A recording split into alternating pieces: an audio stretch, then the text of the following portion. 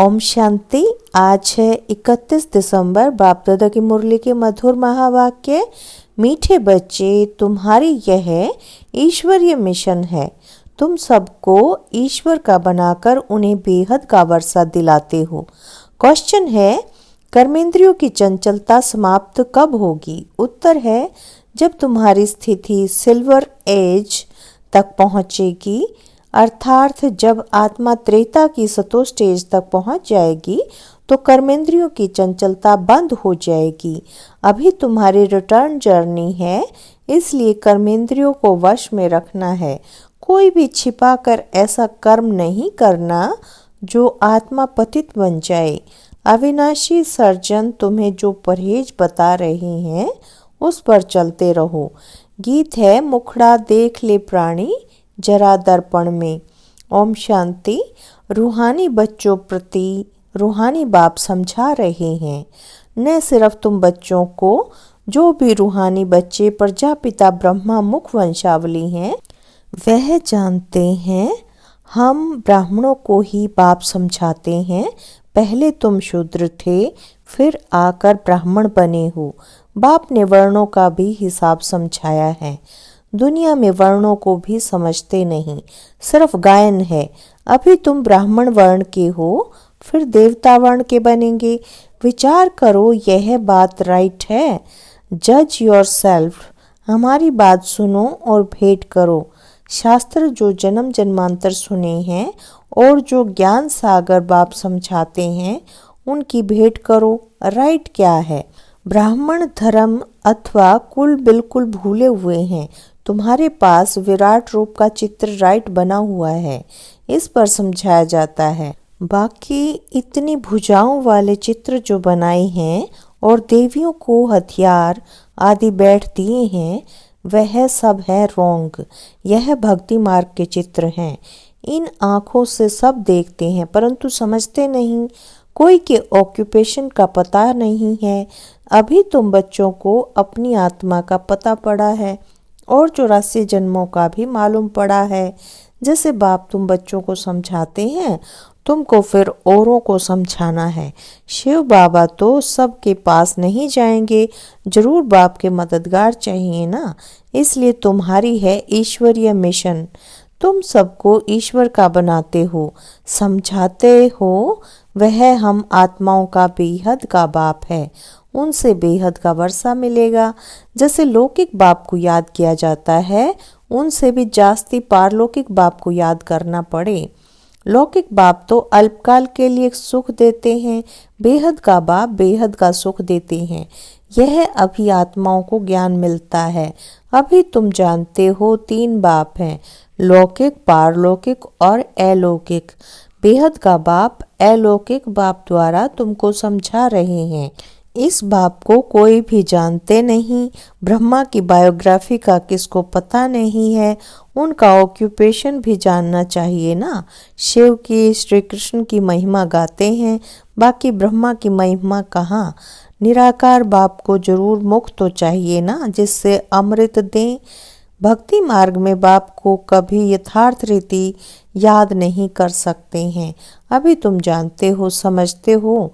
शिव बाबा का रथ यह है। रथ को भी श्रृंगार करते हैं ना, जैसे मोहम्मद के घोड़े को भी सजाते हैं। तुम बच्चे कितना अच्छी रीति मनुष्यों को समझाते हो।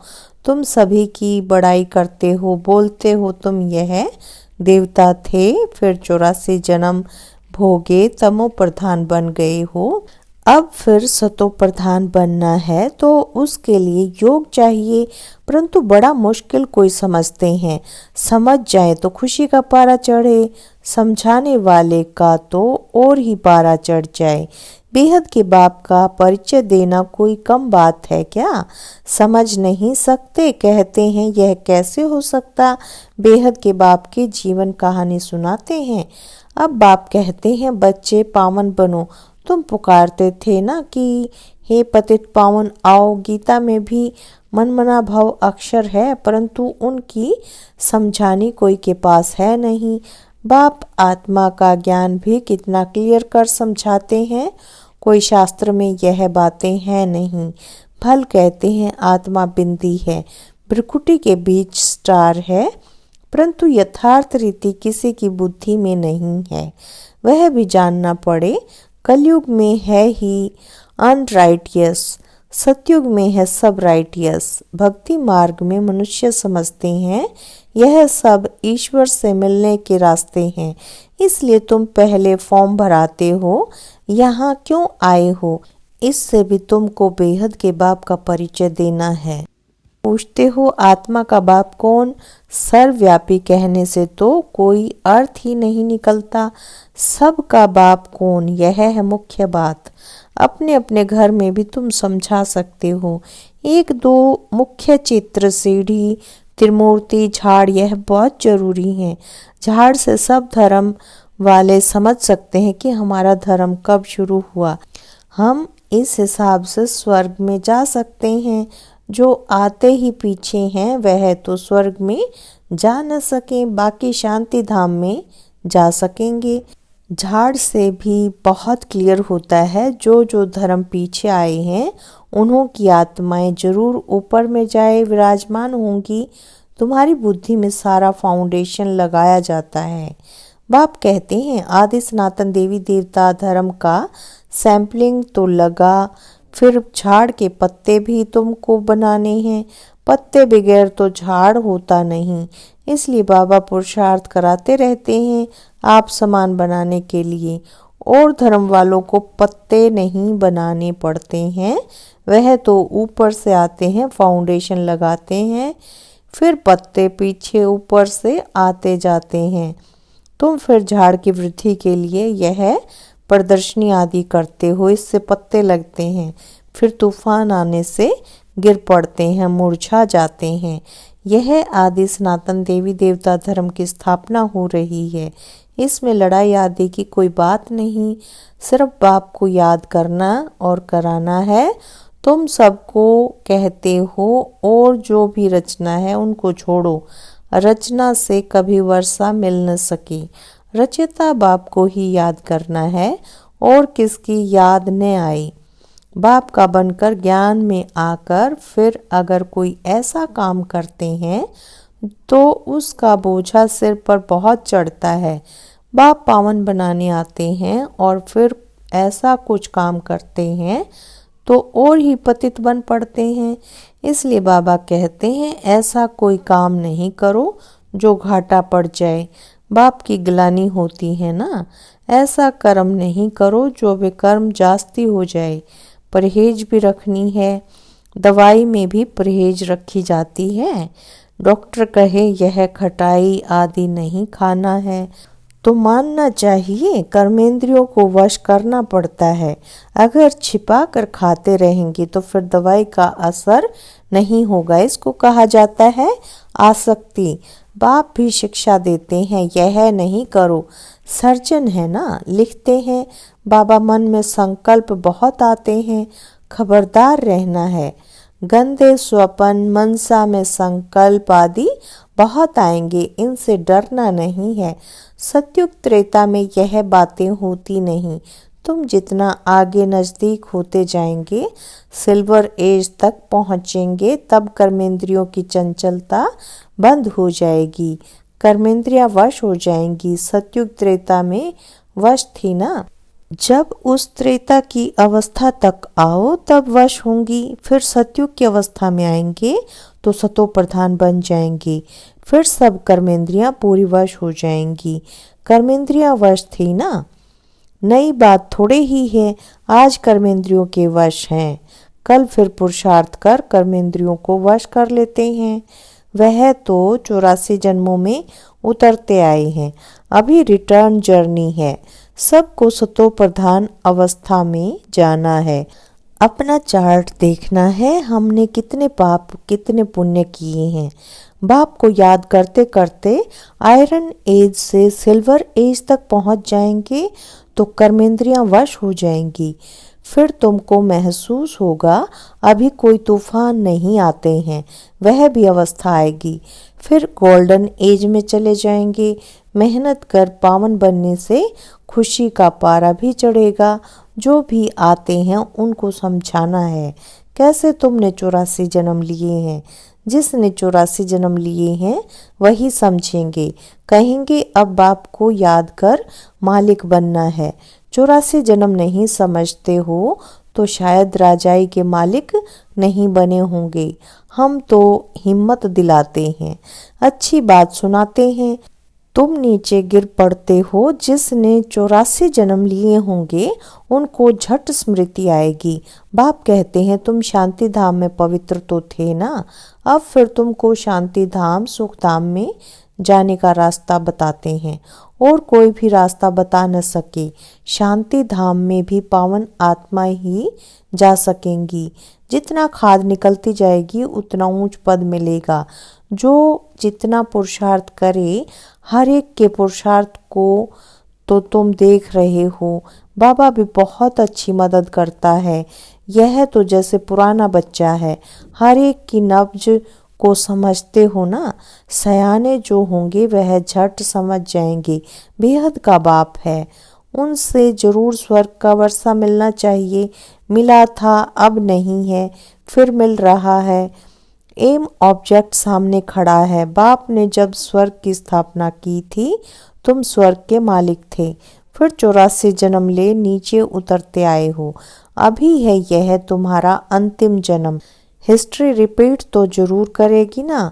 तुम सारा 84 का हिसाब बताते हो, जितना समझेंगे उतना पत्ते बनते जाएंगे। तुम भी बहुतों को आप समान बनाते हो ना।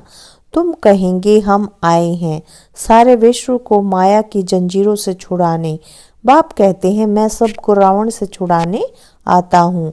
तुम बच्चे भी समझते हो बाप ज्ञान का सागर है। तुम भी ज्ञान प्राप्त कर मास्टर ज्ञान सागर बनते हो ना। ज्ञान अलग है, भक्ति अलग है।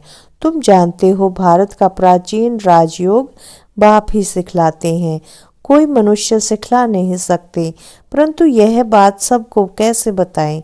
यहाँ तो असुरों के विघ्न भी बहुत पड़ते हैं। आगे तो समझते थे शायद कोई किचड़ा डालते हैं, अभी समझते हो यह विघ्न कैसे डालते हैं।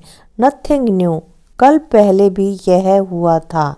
तुम्हारी बुद्धि में यह सारा चक्कर फिरता रहता है।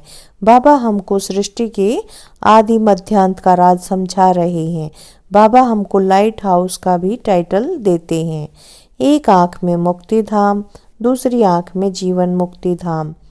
तुमको शांति धाम में जाकर फिर सुख धाम में आना है। यह है ही दुख धाम। बाप कहते हैं इन आंखों से जो कुछ तुम देखते हो उनको भूलो, अपने शांति धाम को याद करो।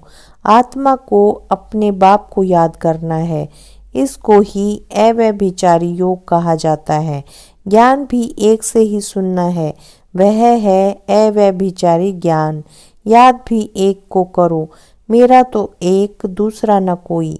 जब तक अपने को आत्मा निश्चय नहीं करेंगे तब तक एक की याद आएगी नहीं। आत्मा कहती है मैं तो एक बाबा की ही बनूंगी, मुझे जाना है बाबा के पास। यह शरीर तो पुराना जड़ी भूत है, इनमें भी ममत्व नहीं रखना है। यह ज्ञान की बात है, ऐसे नहीं कि शरीर की संभाल नहीं करनी है। अंदर में समझना है यह पुरानी खाल है, इनको तो अब छोड़ना है। तुम्हारा है बेहद का सन्यास, वह तो जंगल में चले जाते हैं। तुमको घर में रहते याद में रहना है। याद में रहते रहते तुम भी शरीर छोड़ सकते हो। कहाँ भी हो तुम बाप को याद करो। याद में रहेंगे, सौदर्शन चक्रधारी बनेंगे तो कहाँ भी रहते तुम ऊंच पद पा लेंगे। जितना इंडिविजुअल मेहनत करेंगे उतना पद पाएंगे। घर में रहते भी याद की यात्रा में रहना है। अभी फाइनल रिजल्ट में थोड़ा टाइम पड़ा है, फिर नई दुनिया भी तैयार चाहिए ना। अभी कर्मातीत अवस्था हो जाए तो सूक्ष्म वतन में रहना पड़े। सूक्ष्म वतन में रहकर भी फिर जन्म लेना पड़ता है। आगे चलकर तुमको सब साक्षात्कार होगा। अच्छा, मीठे मीठे सिकिलते बच्चों प्रति माता पिता बाप दादा का याद प्यार और गुड मॉर्निंग। रूहानी बाप के रूहानी बच्चों को नमस्ते। हम रूहानी बच्चों की रूहानी बाप दादा को याद प्यार गुड मॉर्निंग और नमस्ते। धारणा के लिए मुख्य सार है। पहला पॉइंट, एक बाप से ही सुनना है, एक की ही अव्यभिचारी याद में रहना है, इस शरीर की संभाल रखनी है लेकिन ममत्व नहीं रखना है।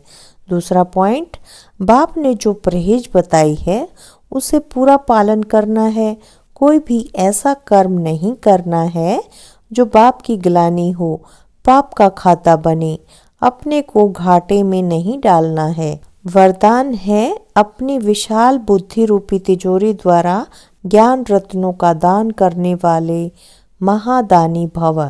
बुद्धि सभी कर्मेंद्रियों में शिरोमणि गाई हुई है। जो विशाल बुद्धि है अर्थात जिनकी बुद्धि शालिम है, उनका मस्तक सदा चमकता है, क्योंकि बुद्धि रूपी तिजोरी में सारा ज्ञान भरा हुआ है।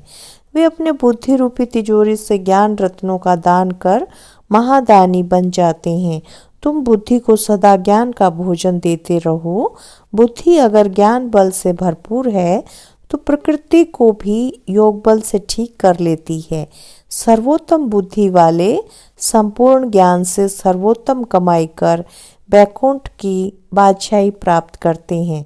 स्लोगन है, शक्ति स्वरूप स्थिति का अनुभव करना है तो संकल्पों की गति को धैर्यवत बनाओ। शक्ति स्वरूप स्थिति का अनुभव करना है तो संकल्पों की गति को धैर्यवत बनाओ। अच्छा, ओम शांति, ओम शांति।